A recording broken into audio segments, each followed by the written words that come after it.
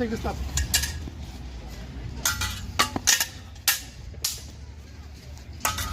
Stab me.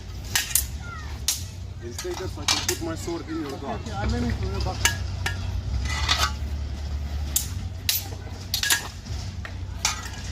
Slice. Glide it on my sword, glide it on.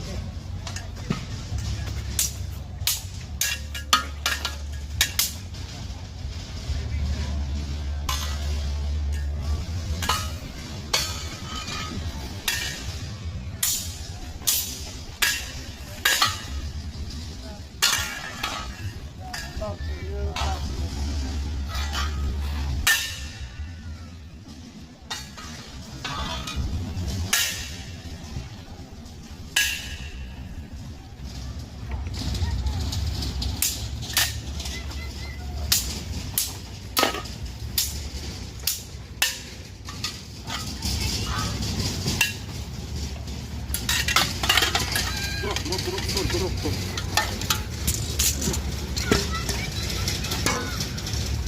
Just Lan.